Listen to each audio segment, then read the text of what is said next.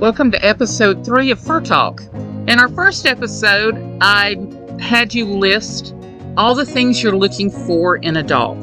And last episode, we talked about dogs that are in sport. For the people who are wanting dogs that are busy, who are out there wanting to compete, even if it's against the neighbor and not in actual competition. I did pose a question at the end of the episode, and I will be getting to that at the end of this one and answering with my 4 picks and my 2 questions, and then posing the next question.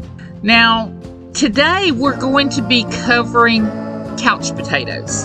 And what do I mean by that? Do I mean dogs that only lay around 24/7? No, that's not what I mean. I'm talking about dogs that you get up in the morning and you either let them out in the yard to run around for half an hour, or you take them for a walk for about half an hour or so. And you come back, you get ready, you go to work, you come in from work, you take the dog for another walk, or you throw the ball around in the backyard for a while with the dog. And then you come in and sit and watch TV for the rest of the evening. You do with any dog. You have to stimulate them both physically and mentally as much as they're able to, depending on breed, age, health, and so forth. Keep that in mind. No dog is 100% hands off. All dogs, you have to work with them at some point during the day. Whether it's just a walk to go potty, down the sidewalk and back, down to the corner and back, or it's letting them out into the backyard, throwing a ball or a frisbee for a few minutes with them, that sort of thing. And that's good for you too, even if you are a couch potato, even if you're someone who will microwave your supper, pour yourself a glass of wine, and sit in front of the TV and binge watch reality TV. Well, that's fine, but you're going to need a little bit of fresh air too. So these are dogs who are happy with just a bit of fresh air, and other than that are happy to lay around with you. Some dogs do require a little bit more, some dogs a little bit less, and it depends on your abilities. There are some people, think about seniors, who can't get out there and do that walk, but they can let a dog out into the backyard, or if they're living in an apartment, they're able to play with the dog inside. And yes, people who have dogs inside all the time, that is workable. There are things like doggy litter, and there's also doggy potty pads. Just an FYI, my dogs are dual trained. They're trained to go outside primarily, but they're also trained on potty pads should the need arise.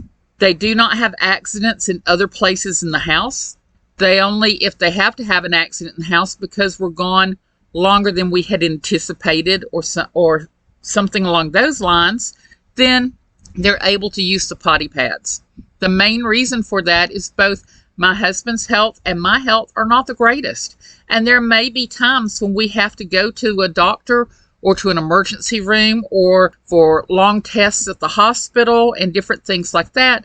And my dog should not have to suffer having to wait for us to get back. So they're trained on potty pads as well. And that's just to make sure that they're covered, we're covered. There's no one panicking to hurry and get back home. So that is a doable thing. You can dual train a dog. Preferably medium to small dogs, because the larger dogs do make a rather large mess. So what would you be looking for when you're looking at the different breeds? Looking at the different groups of dogs, you primarily want to stay away from most of the hounds, though there are some hounds that would be appropriate for the quieter lifestyle. I'm thinking in terms of your Irish Wolfhound. I'm thinking in terms of your Scottish Deerhound. Dogs along those lines who require short bursts of energy and then sleep the rest of the time. Now in the working group, you've got the Great Dane, who is a comparable size to the other two. Same thing, short bursts and sleep the rest of the time. Those are giants. There are some of the larger dogs that are along the same lines. You might want to think in terms of your greater Swiss Mountain Dog. You might want to think in terms of some of your other larger, stockier dogs. These dogs do need exercise. Don't get me wrong. All of these dogs do need exercise, but they need shorter time spans for their exercise. And then they sleep the rest of the time. Same for Newfoundlands. Newfoundlands, yes, they do need some exercise. They do need to get out to a park. They do need to get out to the backyard from time to time to play. But they don't need the intense work of, say, a border collie or one of your hunting dogs or a terrier, which brings me to terriers. Terriers you want to stay away from. Now, terriers, with maybe a couple of exceptions, have to work constantly. These dogs are not beginner dogs. If you've never had a dog before, I cannot express this strong enough. Terriers are not beginner dogs. I've had terriers. I know terriers. I have trained. If I had $1 for every terrier I have trained, I would be living very comfortably right now. These dogs are very intelligent, but they're very strong-willed. Very strong-willed. It's in their name. Terriers are tenacious. They get an idea in their head and they stick with it, but that's what they're bred for. Think about what these dogs are bred to do. Terriers are bred to get out there and hunt rodents. They're not going to slow down. They're not going to stop. They're going to tear up your furniture if they get bored. They're going to chew doors if they get bored. They're going to rip trash. They're going to destroy bed covers, pillows. They're going to get it in their head that there's something hiding down in your sofa. They're going to tear all the cushions apart trying to get to it. Now, those of you who do have terriers and you're fairly settled, here's an idea for you. Get a small kiddie swimming pool, one of those small plastic ones they sell at the dollar store, at Walmart, places like that, and fill it with those little balls like you use in a ball pit, or I would say use packing popcorn, but that tends to get all over your house. But it's non-destructible. You can also take little pieces of carpet. If you know somebody who's doing a carpet install and they've got a lot of strips of carpet where they've cut it off the sides, go get them. Put them down in that swimming pool, and then you're going to hide toys and treats down in that swimming pool and give your dog a place to dig. Redirect their digging into that swimming pool. Now, something along the lines of a pit bull or a Yorkshire Terrier, which is the two ends of this. Something similar to a pit bull, yes, they do need their exercise. They need more than just, say, a regular sitting down with a bottle of wine sort of thing. They need more than just sitting and binge watching TV. They do need exercise. They do need mental stimulation. There are some that need more than others. Make sure when you get a dog like this, make sure you go through a reputable breeder or a reputable rescue. The one that pops in my head is, gosh, what's the name of that one? Villalobos, I think it is. It's Pit Bulls and Parolees that used to be on Animal Planet. They would start by asking the people who want the dog several questions. And in those questions, they were able to narrow down what exactly the people wanted. And were able to start out with 3 dogs. And they would bring them out one at a time and let them interact with them and see how they reacted to the dogs and how the dogs reacted to them. And then they would fine-tune the choices until they found the right one. That's how a reputable breeder or a reputable rescue will go about finding the correct dog for you. They're going to ask questions. What's your lifestyle? What's your yard situation? What's your living situation? Are there other animals in the house? Are there other people in the house? Things like that. And then they're going to start fine-tuning it down to what would work for you. Now, on the other end of the terrier scale, you've got the Yorkies, the Yorkshire Terriers. They're little, they're cute, and a lot of people do go for them. But keep in mind, these are still terriers. These are still terriers. They still need that interaction. Granted, it's on a smaller scale, and you can do most of that indoors with playing with them, building interactive things for them indoors, but they still need that interaction. They still need someone to play with them and keep them entertained. Now, when it comes to your sporting dogs, there are actually some sporting dogs that would work well. Think along the lines of Cavalier King Charles Spaniel, English Toy Spaniel.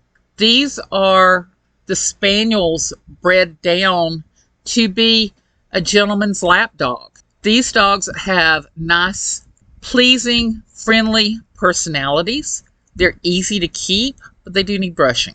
These are dogs that, quite honestly, if I were to go with a different breed myself and I needed one that was quietly on the sofa beside me most of the time, but would go out and play for a bit each day, personally, I would go for the Cavalier King Charles Spaniel. That's the first one that I would look for. Now, you also have your toys. Now, not all toys would work well for this. There are some toys who, they're a little high strung, but as long as you keep that in mind, you can work around with it. Keep in mind that the higher strung ones do need extra attention.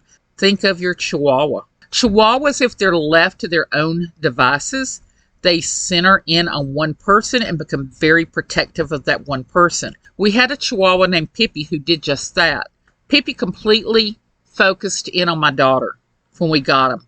But then my daughter left home, went off on her own, and then Pippi transferred his focus in on my older son.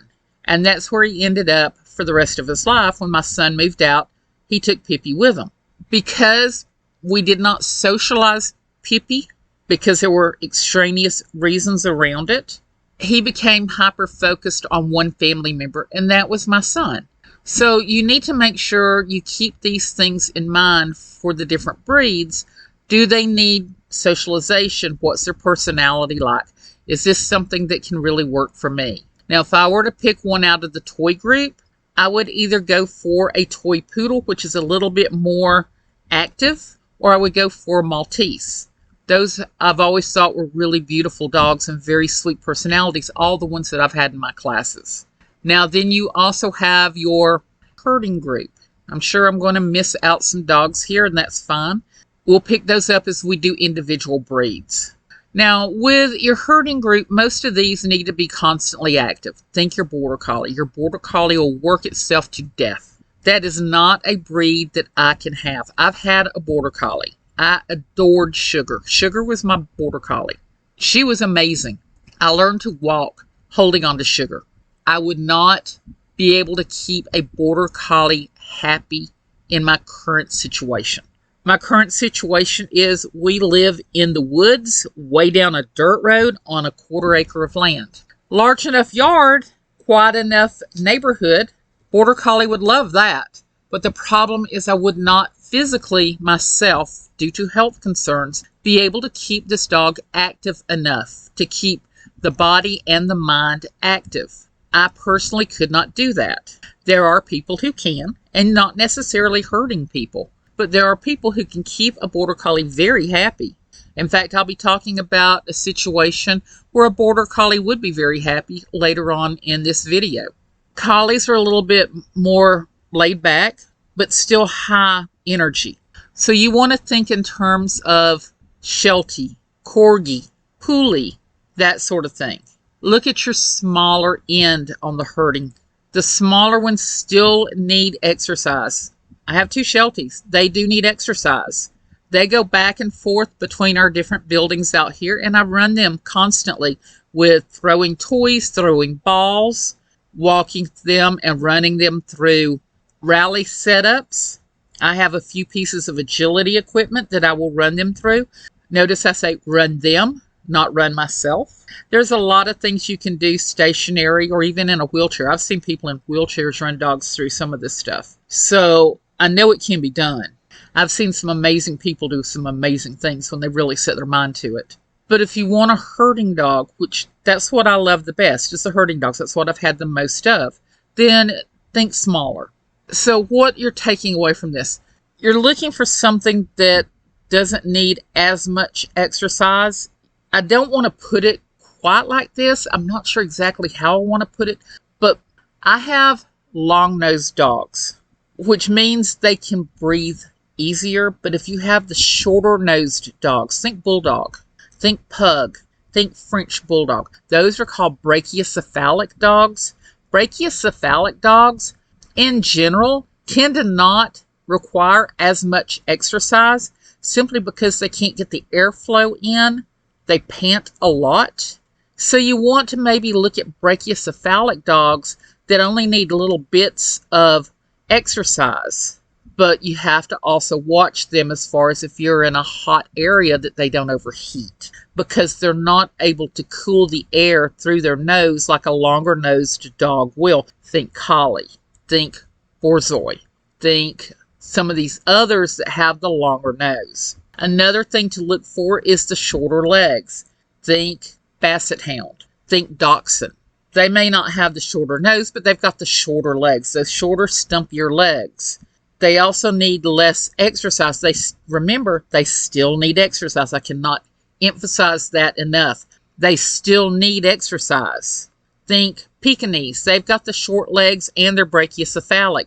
They move very slow, even though their little legs are going 90 miles an hour, but they still move slow. They can't do a whole lot, but they still play. They still do. So you want to make sure that these dogs have mental stimulation along with the physical stimulation. And we'll talk about this in future episodes, how to set up things in your home that will keep these dogs stimulated mentally while you're not there. Things that will keep them occupied. I'll even look around and see if I can find some items that will keep these dogs occupied indoors. Things like puzzle boxes, things like toys that talk, things with timers, things like that, that will give them mental stimulation while you're at work. Also keep in mind, for any time you have to work, or for people who are infirmed, people who are elderly, ill, who are disabled, things like that, there will be people in your neighborhood, especially kids in your neighborhood, or other adults who want a dog but can't have a dog but would not mind helping you with yours so that they get their little hit of playing with the dog for a few minutes, who won't mind coming to your home each day at a certain time or a couple of times a week, who would be happy to take your dog out for a walk for you or take your dog to go play with them, even if it's in your backyard. There's always teenagers somewhere around who wants to earn money and doesn't mind coming over to your house to let your dog out and let them play in the backyard. There's also people, if you talk to your vet's office, there are people who earn money this way. I had a good friend who passed away several years ago that this is what she did for a living. She babysat people's dogs. She would go to their house and take the dogs for a walk and play with them for a half an hour and then bring them back in, make sure they had food and water. That's a good option for if instead of taking your dog to a kennel or a vet's office, when you go on a trip, you can leave them at home and have someone like that come in. They also offer the service to come in while you're working during the day, while you're wherever during the day, or if you can't get out during the day, and will come and get your dog and take your dog for a walk and play with them for a few minutes each day. That is options. So you're a couch potato. You play with your dog first thing in the morning. You take them out to go potty or let them out into the backyard. While you're getting ready for work, you sit and toss a ball for them a few times. You set up a few interactive things. You set out a potty pad or a litter box for them, and you go to work. You come home. You change, you take your dog out and let them go potty, play with them for a few more minutes while you're fixing your supper, and the two of you snuggle up on a sofa and binge watch TV, and you let them out for a last potty run just before bed, and you're very happy with that. For some people, that's not an ideal day. Other people, that sounds like absolute heaven. And there are dogs for both. So just look around, see what you can find, what works with your lifestyle. As I said, we're going to be getting into the different breeds. First breed that's going to be coming up is the Irish Wolfhound. I'm already getting things together for that video. Another thing to keep in mind is the age of the dog. You don't have to get a puppy. In fact, puppies require a lot more work. You have to potty train them, potty paper train them, litter box train them, whichever way you go. You have to go through the teething phase, the terrible teenage phase, that sort of thing.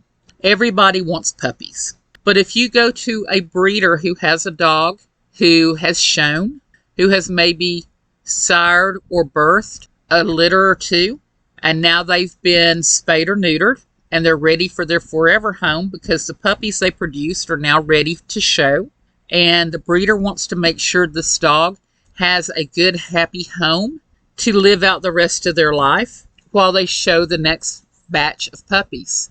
These breeders are going to be looking for good, happy homes. Some of these dogs will go on to do sports like agility, that sort of thing. These dogs are usually around 3, 4, 5 years old, depending on when they end their show career. They have had full vet work. Any reputable breeder, any reputable show person, their dogs are very well maintained. They have excellent health records, all their shots. They've had any medical work done that needs to be done. They've been well groomed, well cared for, fed well, well socialized, trained, and they're ready for their new homes. Those are an excellent start if you're wanting a breed-specific dog. We'll get more into the different ways you can find dogs. In fact, that might be my next video, is different places you can find dogs. But if you have a breed in mind, get in touch with the local breed club, and they can get you in touch with either the breed-specific rescue for the area or any breeders who have dogs that are looking to place. They're not going to be placed for free because all of this vet care costs. And no, you do not make money off the puppies. Even though puppies do sell for a fair amount, there's a lot that goes into having those puppies. You've got to look at, I can't even list it all. You've got to look at the vet work. You've got to look at the training, the time. You've got to look at the equipment involved, the showing, the show costs, the transportation. You've got to look at food. You've got to look at medicine. You've got to look at grooming. There is so much that goes into a litter of puppies and their parents that it's amazing. You would not believe how much goes into these dogs. And breeders who break even consider themselves lucky. The adult dogs generally do not go for as much as the puppies do, but they do go for a little bit of money because there is a lot that goes into them. And also the breeders want to make sure that the person is serious about the dog, that they seriously want the dog and the dog's not going to end up in a bad situation. Don't be surprised if they're going to ask for information on your vet, if they're going to ask for home information. They want to make sure that the dog is in a good situation and that this is the right dog for you. It goes both ways. If you want to go the route of the rescue, then make sure it's a reputable rescue. Make sure that you visit the facility if there is an actual physical facility. Make sure you talk to the people who foster the dogs if it's a foster situation. Make sure you're able to meet the dog beforehand and see the condition of the dog. Make sure the dog is a good fit for you. Older dogs are harder to place. I have had rescue dogs. I've had pound puppies. I've had side-of-the-road dogs. I've had breeder dogs. I've had dogs I've bred myself. I've had the whole range. Should I ever take in a rescue again, and it's not out of the realm of possibilities, I would go for a senior dog personally. Senior dogs are extremely hard to place. Everybody wants a puppy. Senior dogs are extremely hard. They're very sweet. They are a bit grumpy, but adorable while they are. Of all the ages of dogs, seniors are my favorites. I lost my last senior a year and a half ago, almost 2 years ago. She was the last dog I ever bred. She was amazingly sweet, and I miss her dearly. But if I were to bring in another dog into my household, it would have to be a senior. Seniors tend to be calmer. Older dogs tend to be calmer. They still need exercise. Some are still very active. But you're going to find that seniors are very happy to be with you. They're happy to put their head in your lap and let you pet them. They're happy to lay on a bed by your side. So if there's a breed that you really want, but they tend to be a little bit too active, consider a senior. Granted, you won't have them in your life as long. With good vet care, depending on their health and their age when you get them, you could have them anywhere from a few months to several years. Some breeds, like your giant breeds, only live to be 8, 10, 12 years old, 12 being extremely old, to tiny breeds like Chihuahuas and other breeds like Australian cattle dogs who live to be well into their late teens. And there are some dogs on record that live much older than that. So if you get a dog whose average age is between 12 and 15 years for a senior, and you get them at, say, 9 years old, That's already a senior. They're starting to slow down. You're still going to have several good years with them, especially if you keep good vet care. So that's just something else to keep in mind. Don't overlook the seniors. They're a lot easier than the puppies. Now, last week I posed a question, and I'm going to try and do this for every video just to get you thinking about the different breeds. The question was, you have a boy or a girl who has gone off to college. They've had dogs in their past, so they're not unfamiliar with the care of dogs. Their first year they spent in a dorm. Now they've moved out. They're in an apartment, and they want a dog, and they want the dog to be active with them. Which breed or breed combinations would you recommend? And like last time, I have 2 follow-up questions that I would do and 4 breeds I would recommend depending on the situation. Now, the first follow-up question that I would do is size. What size would fit with you? What size would fit your situation? And second of all, how do you feel about grooming? That's always going to be a very important question for me because I have groomed dogs, and I understand that grooming is an important part of having dogs with medium to long coats. If you can't handle the grooming, if you can't handle either taking your dog to a groomer every so often or taking a brush to your dog daily or at least a few times a week, then you need to stay with the short-haired dogs. It's a fact that will make you both much happier if you can understand that. And I have a dog on my list that will help you understand that a little bit better. Now, the first dog, I'm going to start with the shorter dog, the smaller dog, and then work my way up. Now, the first dog on my list is a Whippet. Whippets are short-haired. They're a small to medium dog. They are fast. They are sight hounds. They run. This would be a good dog for someone who runs. Now, this would also be a good dog. Most of your students who would be looking for a dog while they're at college are not going to be looking to do conformation. There are some exceptions, but they tended to be the ones who were in junior handling, and they already have a pretty good idea on what breed they want to work with. So I'm going to completely skip conformation. Whippets are okay in obedience. They're okay in rally. I've seen them compete in both. They're not at the top of the list, but that's okay. They still compete. But agility, they're absolutely fantastic. Herding, remember my story last week about a couple of the best herders I'd ever seen being standard poodles? Any dog can do herding. They may not be the best at it. Whippets, I cannot see them being the best at it, but they can do it. Dock diving, that's where they're shining these days. They are absolutely phenomenal at dock diving. This dog, oh yes, they are awesome athletes, very agile, very good jumpers, very good runners. So yes, they're very good at disc dog. Lure coursing, that's where they shine. That's what they're bred for. Musical freestyle, absolutely. Schützen, karting, weight pull, mushing, not so much. Racing, yeah. If you can find a race that includes Whippets, they would be excellent at that. Hunting, that's what they do. They're sight hounds. They hunt by sight. Yes, that's the whole point of lure coursing. Earth dog, quite honestly, I would have to ask a Whippet person on that one. Tracking, possibly. Flyball, absolutely. That's running and jumping, and that's where they excel. The next one on the list is a Border Collie.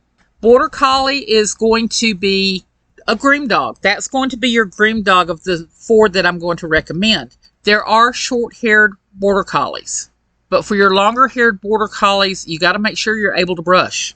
Border Collies are amazing at all kinds of things. They can do pretty much anything that I've mentioned with the possible exception of Schützen, weight pull, mushing, racing, possibly not hunting an earth dog maybe, but they're good at everything else.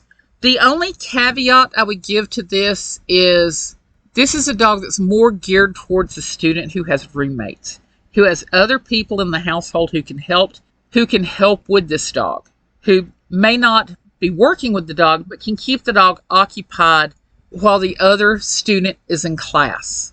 Different students' classes are different, so you have people coming and going all the time. So if you've got 2 or 3 roommates, That's going to be excellent for the dog because there's always going to be someone there to keep the dog entertained in one way or another, even if the Border Collie is laying on the foot of the bed or following the person around the house. Next up is your Doberman. Your Doberman is going to be an awesome runner. All of them will be awesome runners. A Doberman is extremely intelligent, so can do pretty much anything on the list, with the possible exception of mushing, possibly racing, maybe earth dog. But with those exceptions, a Doberman is an excellent choice. I've had Dobermans. Dobermans are wonderful dogs. And the final one is the one you have a choice on whether or not you want a groom dog version of this one or not, and that's a smooth collie or a rough collie. A rough collie, you're going to have a whole lot of grooming. A smooth collie, on the other hand, is the exact same dog, only short-haired like the Doberman or the Whippet. This is going to be one that's just going to be a wash-and-go dog. One you just have to keep the nails up, wash them, that sort of thing. Yeah, excellent dogs. I've had collies. I love my collies. Granted, I had the rough collies, but still, it's the same temperament. It's the same personality. And these dogs can do anything on the list with the possible exception of mushing. Maybe Schitzen, I'm not sure. I'm not sure if you're going to get the protection part of it. But other than that, you're pretty much maybe earth dog. But other than that, you're going to have it wide open what you're able to do with these dogs.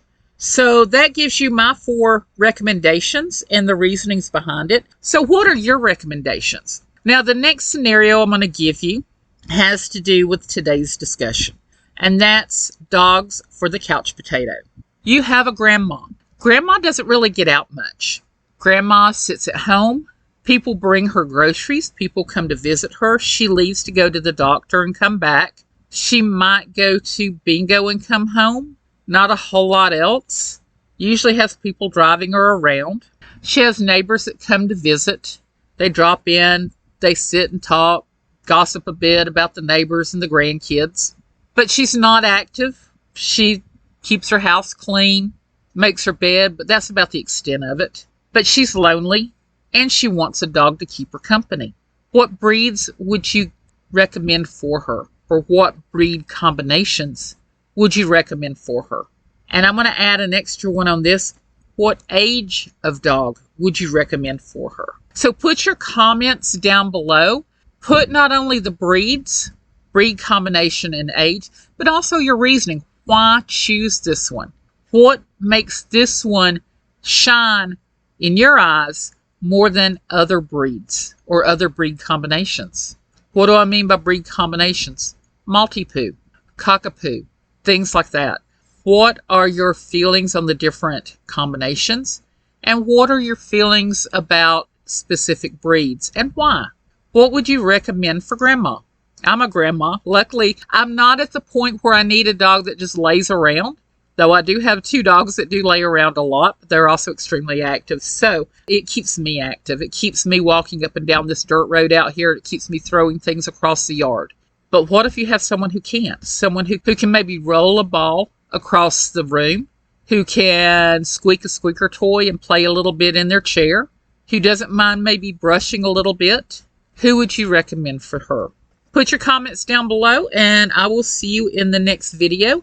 And in the next video, I'm going to discuss, where do you find these different dogs? How do you find them? How do you make sure you're going to someone who is ethical, someone who is not in it simply to make a profit, who is not doing this for the wrong reasons, but for the right reasons, whether it's a breeder, whether it's a rescue or whatever? How do you find a good dog? So I will see you next time, and thanks for tuning in.